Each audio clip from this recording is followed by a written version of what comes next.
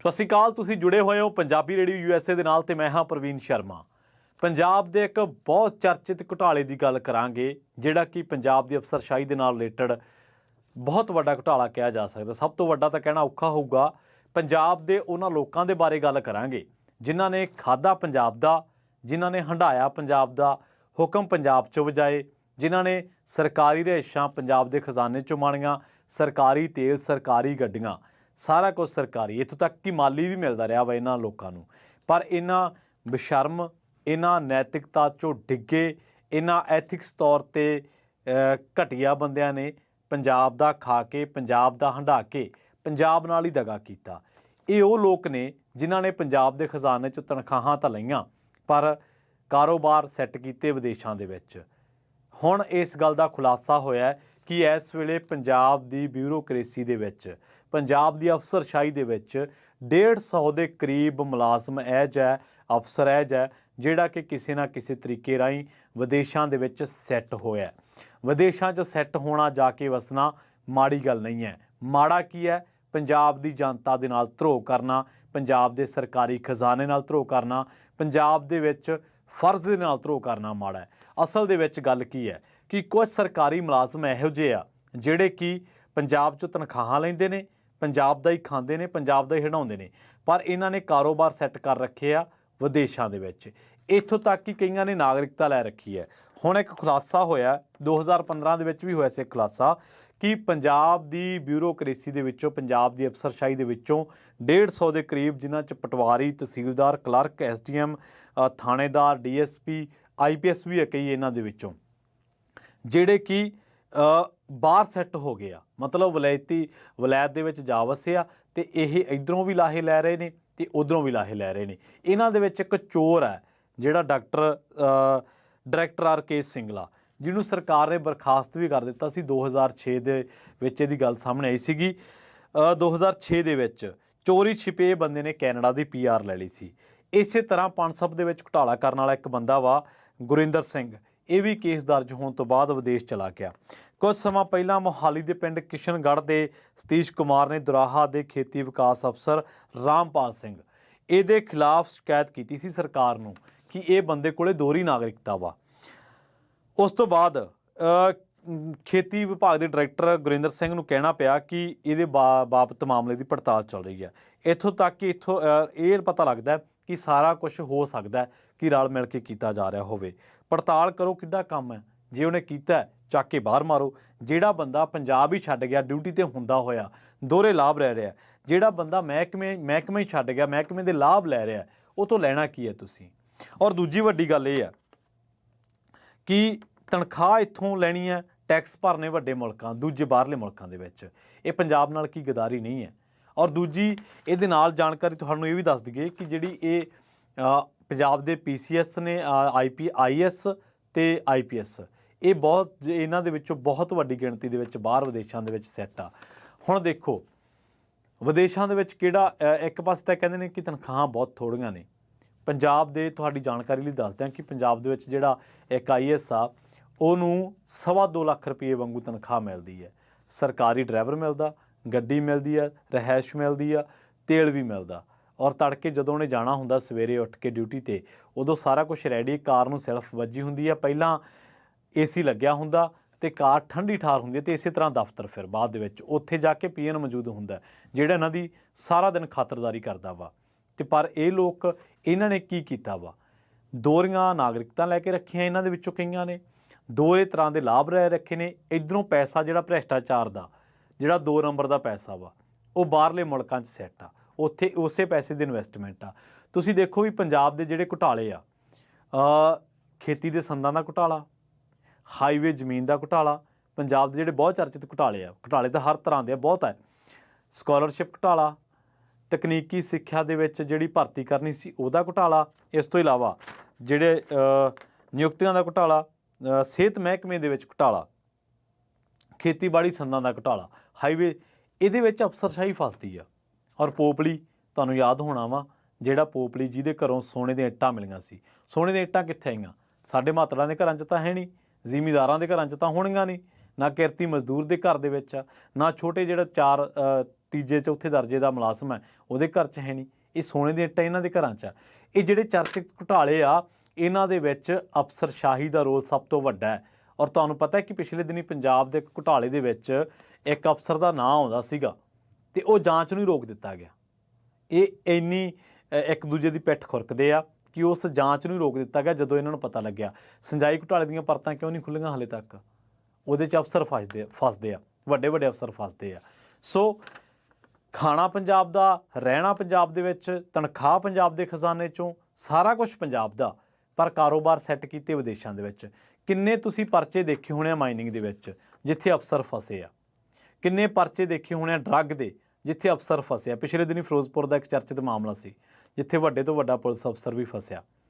ਕਿੰਨੇ ਤੁਸੀਂ ਪਰਚੇ ਦੇਖੇ ਹੋਣੇ ਜਿਹਦੇ ਵਿੱਚ ਸਿਹਤ ਮਹਿਕਮੇ ਦੇ ਅਫਸਰ ਫਸੇ ਆ। ਕਿੰਨੇ ਪਰਚੇ ਦੇਖੇ ਹੋਣੇ ਆ ਜਿਹਦੇ ਵਿੱਚ ਟੈਂਡਰਾਂ ਦੇ ਮਾਮਲੇ ਦੇ ਵਿੱਚ ਵੱਡੇ ਤੋਂ ਵੱਡੇ ਅਫਸਰ ਫਸੇ ਆ, ਪਰ ਕਦੇ ਕਿਸੇ ਅਫਸਰ ਨੂੰ ਸਜ਼ਾ ਮਿਲਦੀ ਦੇਖੀ ਤੁਸੀਂ? ਬਹੁਤ ਘੱਟ ਤੋਂ ਘੱਟ ਦੇ ਵਿੱਚ ਇਹ ਮਾਮਲਾ ਦਰਜ ਹੋਣਾ। ਸੋ ਅੱਜ ਦੀ ਇਸ ਰਿਪੋਰਟ ਦਾ ਜਿਹੜਾ ਮਜ਼ਮੂਨ ਆ ਉਹ ਇਹ ਹੈ ਕਿ ਕੀ ਸਰਕਾਰ ਜਿਹੜੀ ਇਹ ਕਾਰਵਾਈ ਕਰੂਗੀ ਹੁਣ ਇਹਨਾਂ 150 ਬੰਦਿਆਂ ਬਾਰੇ, ਇਹਨਾਂ 150 ਉਹਨਾਂ ਲੋਕਾਂ ਬਾਰੇ ਜਿਨ੍ਹਾਂ ਨੇ ਭ੍ਰਿਸ਼ਟਾਚਾਰ ਦੇ ਵਿੱਚ ਪੈਸਾ ਕਮਾਇਆ ਹੋਣਾ ਹੈ, ਕਿਉਂਕਿ ਪੈਸਾ ਜੇ ਉੱਥੇ ਸੈੱਟ ਕਰਦੇ ਤਾਂ ਉਹਦੀ ਜਾਂਚ ਪੜਤਾਲ ਹੋ ਸਕਦੀ ਸੀ। 2 ਨੰਬਰ ਦਾ ਪੈਸਾ ਲੀਡਰ, 2 ਨੰਬਰ ਦਾ ਪੈਸਾ ਸਿਆਸਤਦਾਨ, ਬਿਊਰੋਕਰੇਟ ਉਦੋਂ ਬਾਹਰ ਲੈ ਕੇ ਜਾਊਗਾ ਜਦੋਂ ਉਹਨੂੰ ਇੱਧਰ ਹਿਸਾਬ ਦੇਣਾ ਪਊਗਾ। ਤੇ ਇਹ ਜਿਹੜਾ ਬਾਹਰ ਪੈਸਾ ਇਨਵੈਸਟ ਹੁੰਦਾ ਇਹਦੇ 'ਚੋਂ 100 ਦਾ 100% ਤੁਸੀਂ 2 ਨੰਬਰ ਦਾ ਕਹਿ ਸਕਦੇ ਆ। ਜਿਹੜੀਆਂ 2 ਕੈਟਾਗਰੀਆਂ ਇਨਵੈਸਟ ਕਰਦੀਆਂ, ਠੀਕ ਹੈ, ਸਾਡੇ ਕਾਰੋਬਾਰੀ ਭਰਾ ਨੇ, ਉਹਨਾਂ ਦੇ ਕੁਝ ਪੈਸਾ ਜਿਹੜਾ ਵਾ ਉਹ ਹੋ ਸਕਦਾ ਕਿ 1 ਨੰਬਰ ਦਾ ਹੋਵੇ, ਪਰ ਜਿਹੜੇ ਲੀਡਰ, ਜਿਹੜੇ ਲੋਕਾਂ ਦੀ ਛਿੱਲ ਪੱਟ ਕੇ ਭ੍ਰਿਸ਼ਟਾਚਾਰ ਕਰਕੇ ਕਮਾਇਆ ਹੁੰਦਾ, ਮਾਈਨਿੰਗ 'ਚੋਂ ਕਮਾਇਆ ਹੁੰਦਾ, ਡਰੱਗ 'ਚੋਂ ਕਮਾਇਆ ਹੁੰਦਾ, ਉਹ ਪੈਸਾ ਕਿੱਥੇ ਲੱਗਦਾ ਜਾ ਕੇ? ਉਹ ਪੈਸਾ ਬਾਹਰਲੇ ਮੁਲਕਾਂ 'ਚ ਜਾ ਕੇ ਲੱਗਦਾ ਵਾ। ਔਰ ਤੁਸੀਂ ਹੋਰ ਦੇਖੋ, ਅਸੀਂ ਆਮ ਤੌਰ 'ਤੇ ਕਹਿੰਦੇ ਰਹਿੰਦੇ ਹਾਂ ਕਿ ਸਾਡੇ ਸਕੂਲ ਠੀਕ ਨਹੀਂ ਹੈ, ਸਾਡੇ ਹਸਪਤਾਲ ਠੀਕ ਨਹੀਂ ਹੈ। ਉਹ ਮਾਤੜ ਬੰਦਿਓ, ਸਾਡੇ ਲੀਡਰਾਂ ਦੇ ਜਵਾਕ, ਸਾਡੇ ਅਫਸਰਾਂ ਦੇ ਜਵਾਕ, ਨਾ ਇਹਨਾਂ ਨੇ ਇਲਾਜ ਇੱਥੋਂ ਕਰਾਉਣਾ ਵਾ, ਨਾ ਇਹਨਾਂ ਦੇ ਜਵਾਕ ਇੱਥੇ ਪੜ੍ਹਦੇ ਆ, ਅਤੇ ਸਕੂਲ ਸਵਾਹ ਠੀਕ ਹੋ ਜਾਣਗੇ ਸਾਡੇ ਹਸਪਤਾਲ ਕਿਵੇਂ ਠੀਕ ਹੋ ਜਾਣਗੇ? ਤੁਸੀਂ ਆਪ ਦੱਸੋ। ਸਾਡੀਆਂ ਜਨਤਕ ਪ੍ਰਣਾਲੀਆਂ ਬਚਣਗੀਆਂ ਕਿਵੇਂ ਜਦੋਂ ਸਾਡਾ ਸਿਆਸਤਦਾਨ ਜਿਹੜਾ ਹੈ ਉਹ ਇੱਥੇ ਨਹੀਂ ਰਹਿਣਾ ਚਾਹੁੰਦਾ, ਉਹਦੇ ਬੱਚੇ ਇੱਥੇ ਨਹੀਂ ਪੜ੍ਹਦੇ। ਭ੍ਰਿਸ਼ਟਾਚਾਰ ਜਿਹੜੇ ਲੀਡਰ ਨੇ ਉਹਨਾਂ ਦੇ ਜਵਾਕ ਨਹੀਂ ਪੜ੍ਹਦੇ। ਹੁਣ ਦੇਖੋ ਲੀਡਰਾਂ ਦੀ ਬੇਸ਼ਰਮੀ ਕੀ ਹੈ, ਬੱਚੇ ਬਾਹਰ ਸੈੱਟ ਆ, ਕਾਰੋਬਾਰ ਬਾਹਰ ਸੈੱਟ ਆ, ਠੀਕ ਹੈ, ਵੋਟਾਂ ਪੰਜਾਬ 'ਚੋਂ, ਚੌਧਰ ਪੰਜਾਬ 'ਚ ਕਰਨੀਆਂ ਇਹਨਾਂ ਨੇ। ਇਹ ਦੋਗਲਾ ਪਮਾਨਾ ਨਹੀਂ ਹੈ ਤੇ ਹੋਰ ਕੀ ਆ ਵਾ। ਸੋ ਇਹ ਜਿਹੜੀ ਪੰਜਾਬ ਦੇ 150 ਬੰਦਿਆਂ ਦੀ ਲਿਸਟ ਆ, ਪਰ ਇਹ ਇਸ ਤੋਂ ਵੱਡੀ ਲਿਸਟ ਆ। ਔਰ ਭਗਵੰਤ ਮਾਨ ਨੂੰ ਚਾਹੀਦਾ ਕਿ ਇਹਨਾਂ ਤੋਂ ਰੱਖ ਕੇ ਕਰਾਉਣਾ ਕੀ ਹੈ, ਚੱਕ ਕੇ ਬਾਹਰ ਮਾਰੋ ਇਹਨਾਂ ਨੂੰ, ਕਿਉਂਕਿ 1970 ਦਾ ਜਿਹੜਾ ਰੂਲ ਆ ਉਹਦੇ ਖਿਲਾਫ ਉਹਦੀ ਇਹ ਉਲੰਘਣਾ ਇਹ। ਤੇ ਜਿਹੜੇ ਬੰਦੇ ਪੰਜਾਬ ਦੇ ਹੋਏ ਨਹੀਂ ਨਾ ਪੰਜਾਬ ਦੇ ਵਿੱਚ ਸਰਵਿਸ ਕਰਨ ਵੇਲੇ, ਕਿਉਂਕਿ ਉਹਨਾਂ ਨੇ ਭ੍ਰਿਸ਼ਟਾਚਾਰ ਕੀਤਾ ਹੋਣਾ, ਉਹਨਾਂ ਨੇ ਲੋਕਾਂ ਦਾ ਮਾਸ ਚਰੂੰਡਿਆ ਹੋਣਾ, ਤੇ ਉਦੋਂ ਨਹੀਂ ਖੜੇ ਉਹ, ਤੇ ਉਹਨਾਂ ਤੋਂ ਤੁਸੀਂ ਕਰਾਉਣਾ ਕੀ ਹੈ?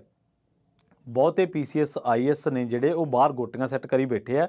ਮਾਨ ਸਾਹਿਬ ਨੂੰ ਚਾਹੀਦਾ ਕਿ ਇੱਕ ਦਿਨ ਸੱਦ ਕੇ ਪਰਸੋਨਲ ਵਿਭਾਗ ਦੇ ਸਕੱਤਰ ਨੂੰ ਤਲਬ ਕਰੇ, ਰਿਪੋਰਟ ਮੰਗੇ, ਕਿਉਂਕਿ ਕੋਈ ਅਫਸਰ ਹੈ ਜਾਣੀ ਜਿਹੜਾ ਸਰਕਾਰ ਦੀ ਰਿਪੋਰਟ ਤੋਂ ਬਾਹਰ ਹੋਵੇ, ਰਿਪੋਰਟ ਮੰਗੇ। ਜਿਹੜੇ ਆਪ ਦੇ ਵਿੱਚ ਬਹੁਤ ਵੱਡੇ ਜੁਗਾੜੀ ਬਣੇ ਬੈਠੇ ਆ ਉਹਨਾਂ 'ਤੇ ਤੁਰੰਤ ਕਾਰਵਾਈ ਕਰਨ ਮਾਨ ਸਾਹਿਬ। ਪਰਸੋਨਲ ਮਹਿਕਮਾ ਮਾਨ ਸਾਹਿਬ ਕੋਲ ਹੀ ਹੈ। ਜਿੰਨੀਆਂ ਇਹਨਾਂ ਲਾਲਚੀ ਬੰਦਿਆਂ ਦੀਆਂ ਤਨਖਾਹਾਂ ਹੈ, ਜਿੰਨੀਆਂ ਇਹਨਾਂ ਨੇ ਪੈਨਸ਼ਨਾਂ ਲਈਆਂ ਵਾ, ਜਿੰਨੀਆਂ ਇਹਨਾਂ ਨੇ ਜੋ ਪੱਤੇ ਲਿਆ, ਸਾਰਿਆਂ ਦੀ ਰਿਕਵਰੀ ਪਾਓ, ਟੰਗੋ ਇਹਨਾਂ ਨੂੰ। ਔਰ ਇੱਕ ਗੱਲ ਤੁਹਾਨੂੰ ਹੋਰ ਦੱਸਦਾ, ਲਿਖੋ ਸੈਂਟਰ ਸਰਕਾਰ ਨੂੰ ਕਿ ਇਹ ਬੰਦੇ ਜਿਹੜੇ ਸਰਵਿਸ ਰੂਲ ਨੇ ਸੂਬਾ ਸਰਕਾਰਾਂ ਤੇ ਕੇਂਦਰ ਸਰਕਾਰ ਦੇ, ਉਹਨਾਂ ਦੀ ਉਲੰਘਣਾ ਕੀਤੀ ਹੈ, ਮੁਕੱਦਮੇ ਠੋਕੋ ਇਹਨਾਂ ਦੇ। ਔਰ ਦੇਖੋ, ਅਸੀਂ ਆਮ ਲੋਕ ਹੀ ਆ, ਅਸੀਂ ਕਦੇ ਕਾਂਗਰਸੀਆਂ ਨੂੰ ਲੈਂਦੇ ਆ, ਕਦੇ ਅਕਾਲੀਆਂ ਨੂੰ ਲੈਂਦੇ ਆ। ਔਰ ਇਹ ਇੱਕ ਬਹੁਤ ਵੱਡੀ ਲੌਬੀ ਆ। ਇਹਨਾਂ ਦੇ ਵਿੱਚੋਂ ਬਹੁਤੇ ਬੰਦੇ ਚੋਣਾਂ ਵੀ ਲੜ ਚੁੱਕੇ ਨੇ। ਔਰ ਕੀ ਉੱਥੇ ਜਿਹੜਾ ਵਾ ਉਹ ਕਨਫਲਿਕਟ ਆਫ ਇੰਟਰਸਟ ਨਹੀਂ ਹੈ ਕਿ ਤੁਸੀਂ ਇੱਕ ਕੁਰਸੀ 'ਤੇ ਬੈਠੇ ਸੀ, ਤੁਹਾਡਾ ਇੱਕ ਪਾਰਟੀ ਨਾਲ ਲਿੰਕ ਹੋਇਆ, ਤੁਸੀਂ ਉਹ ਪਾਰਟੀ ਦੇ ਬੰਦਿਆਂ ਦੇ ਕੰਮ ਕੀਤੇ, ਦੂਜੇ ਜਿਹੜੇ ਹੱਕਦਾਰ ਹੋਣਗੇ ਉਹਨਾਂ ਦੇ ਕੰਮ ਰੁਕੇ ਹੋਣਗੇ, ਤੁਸੀਂ ਚੱਕ ਕੇ ਉਹ ਪਾਰਟੀ 'ਚ ਚੋਣ ਲੜੀ। ਇਹ ਬਹੁਤ ਗਲਤ ਗੱਲ ਹੈ, ਸਰਾਸਰ ਗਲਤ ਗੱਲ ਹੈ। ਔਰ ਇਹ ਪੰਜਾਬ ਦੇ ਲੋਕਾਂ ਦੇ ਨਾਲ, ਪੰਜਾਬ ਦੇ ਖਜ਼ਾਨੇ ਦੇ ਨਾਲ, ਪੰਜਾਬ ਦੇ ਸਰਮਾਏ ਦੇ ਨਾਲ ਇੱਕ ਬਹੁਤ ਵੱਡੀ ਠੱਗੀ ਹੈ, ਕਿਉਂਕਿ ਲੀਕੇਜ ਜਿਹੜੀ ਆ ਭ੍ਰਿਸ਼ਟਾਚਾਰ ਦੇ ਵਿੱਚ ਬਹੁਤ ਵੱਡਾ ਸਾਡਾ ਸਰਮਾਇਆ ਉਹਦੇ 'ਚ ਲੁੱਟ ਜਾਂਦਾ ਵਾ। ਔਰ ਤੁਸੀਂ ਦੇਖੋ ਵੀ ਕਿੰਨੀਆਂ ਐਸ਼ੋ ਆਰਾਮ ਇਹਨਾਂ ਨੇ ਭੋਗਿਆ ਪੰਜਾਬ ਦਾ, ਪਰ ਕੀ ਇਹ ਪੰਜਾਬ ਦੇ ਬਣੇ? ਨਹੀਂ। ਉੱਥੇ ਬੈਠਿਆਂ ਨਹੀਂ, ਭ੍ਰਿਸ਼ਟਾਚਾਰ ਕਰਕੇ, ਵੱਡੀਆਂ ਲੈ ਕੇ, ਰਿਸ਼ਵਤਾਂ ਲੈ ਕੇ ਪੈਸਾ ਲੋਕਾਂ ਤੋਂ ਹੜੱਪਿਆ, ਪੰਜਾਬ ਦਾ ਹੜੱਪਿਆ, ਪਰ ਇਨਵੈਸਟ ਕਰਤਾ ਚੱਕ ਕੇ ਬਾਹਰਲੇ ਮੁਲਕ ਦੇ ਵਿੱਚ। ਅਸੀਂ ਕਦੇ ਨਹੀਂ ਪੁੱਛਿਆ ਕਿ ਇਹ ਪੈਸਾ ਇਹਨਾਂ ਕੋਲ ਆਇਆ ਕਿਵੇਂ, ਕਿ ਸਿਰਫ ਤਨਖਾਹ ਨਾਲ ਵਿਦੇਸ਼ਾਂ ਦੇ ਵਿੱਚ ਜਾਇਦਾਦਾਂ ਬਣਾਈਆਂ ਜਾ ਸਕਦੀਆਂ ਜਿੱਡੀਆਂ ਇਹ ਬਣਾਈ ਬੈਠੇ ਆ। ਸੋ ਗੱਲ ਇਹ ਆ ਕਿ ਜਦੋਂ ਲੀਡਰ ਤਾਂ ਜਿਹੜੇ 5 ਸਾਲ ਬਾਅਦ ਬਦਲ ਜਾਂਦੇ ਆ, ਲੀਡਰਾਂ ਨੂੰ ਤਾਂ ਅਸੀਂ ਗਾਲਾਂ ਵੀ ਕੱਢਦੇ ਹਾਂ, ਆਮ ਲੋਕ ਜਿਹੜੇ ਸਾਡੇ, ਉਹਨਾਂ ਨੂੰ ਤਾਂ ਅਸੀਂ 5 ਸਾਲਾਂ ਬਾਅਦ ਬਦਲ ਦਿੰਦੇ ਹਾਂ, ਪਰ ਇਹ 30-30 ਸਾਲ ਬੈਠੇ ਰਹਿੰਦੇ ਆ। ਔਰ ਇਹਨਾਂ ਦੇ ਵਿੱਚੋਂ ਐਡੇ ਸ਼ਾਤਰ ਤੇ ਮਕਾਰ ਲੋਕ ਹੈ ਜਿਹੜੇ ਆਪਦੇ ਬੰਦਿਆਂ ਤੇ ਕਾਰਵਾਈ ਨਹੀਂ ਹੋਣ ਦਿੰਦੇ। ਇਹਨਾਂ ਦੀ ਲੌਬੀ ਇੱਕ ਬੜੀ ਸਟਰੋਂਗ, ਜਿਹੜੀ ਕਾਰਵਾਈ ਨਹੀਂ ਹੋਣ ਦਿੰਦੀ। ਹੁਣ ਤੱਕ ਦੱਸਦੇ ਆ ਕਿ ਕਰੋੜਾਂ ਰੁਪਈਆ ਪੰਜਾਬ ਦਾ ਸਰਮਾਇਆ ਜਿਹੜਾ ਉਹ ਵਿਦੇਸ਼ਾਂ ਦੇ ਵਿੱਚ ਇਹਨਾਂ ਦੋਗਲੇ, ਇਹਨਾਂ ਇਖਲਾਕੋਂ ਡਿੱਗੇ, ਇਹਨਾਂ ਭ੍ਰਿਸ਼ਟ, ਇਹਨਾਂ ਲਾਲਚੀ ਬੰਦਿਆਂ ਨੇ ਪੰਜਾਬ ਦੇ ਵਿੱਚ ਹੀ ਖਾ ਕੇ, ਪੰਜਾਬ ਦਾ ਹੀ ਹੰਢਾ ਕੇ ਜਿਹੜਾ ਵਾ ਉਹ ਬਾਹਰ ਸੈੱਟ ਕੀਤਾ ਹੋਇਆ ਪੈਸਾ। ਔਰ ਸਾਡੇ ਮਾਤੜ ਕਿਸਾਨਾਂ ਦੇ ਜਿਹੜੇ ਜਵਾਕ ਆ, ਸਾਡੇ ਮਾਤੜ ਛੋਟੇ ਕਾਰੋਬਾਰੀ ਦੇ ਲਾ ਲਓ, ਕਿਰਤੀ ਦੇ ਲਾ ਲਓ, ਛੋਟੇ ਮੁਲਾਜ਼ਮ ਦੇ ਲਾ ਲਓ, ਆਮ ਮਾਤੜ ਦੇ, ਉਹਦਾ ਬੱਚਾ ਬਾਹਰ ਜਾਵੜੇ ਨਾ, ਉਹ ਵਿਚਾਰਾ ਰਹਿੰਦਾ 20-20 ਬੰਦਿਆਂ ਦੇ ਨਾਲ ਇਕੱਠਾ। ਕੁੜੀਆਂ ਸ਼ਿਫਟਾਂ ਲਾਉਂਦੀਆਂ ਨੇ, ਕੰਮ ਕਰਦੀਆਂ ਨੇ, ਘਰ ਦਾ ਕੰਮ ਕਰਦੀਆਂ ਨੇ, ਫਿਰ ਕੰਮ 'ਤੇ ਜਾਂਦੀਆਂ ਨੇ, ਪੜ੍ਹਾਈ ਕਰਦੀਆਂ ਨੇ, ਕਿੰਨੀਆਂ ਔਖੀ ਹੋ ਕੇ ਕਮਾਈ ਕਰਦੀਆਂ ਨੇ। ਪਰ ਇਹਨਾਂ ਦੇ ਬੱਚੇ ਲਗਜ਼ਰੀ ਅਪਾਰਟਮੈਂਟਾਂ ਦੇ ਵਿੱਚ ਰਹਿੰਦੇ ਆ। ਔਰ ਉਹਨਾਂ ਦੇ ਜਿਨ੍ਹਾਂ ਨੇ ਲੁੱਟ ਮਚਾਈ ਆ।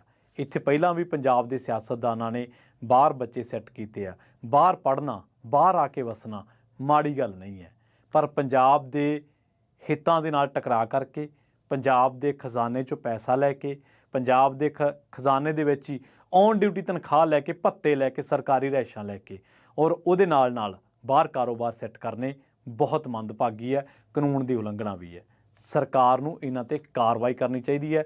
ਮਾਨ ਸਾਹਿਬ ਇੱਕ ਦਿਨ ਸੱਦ ਲਓ ਸਕੱਤਰ ਨੂੰ, ਪਰਸੋਨਲ ਵਿਭਾਗ ਵਾਲੇ ਨੂੰ, ਅਤੇ ਚੱਕ ਕੇ ਕੱਢੋ ਇਹਨਾਂ ਦੀਆਂ ਫਾਈਲਾਂ ਅਤੇ ਬਾਹਰ ਮਾਰੋ, ਰਿਕਵਰੀ ਪਾਓ, ਮੁਕੱਦਮੇ ਠੋਕੋ।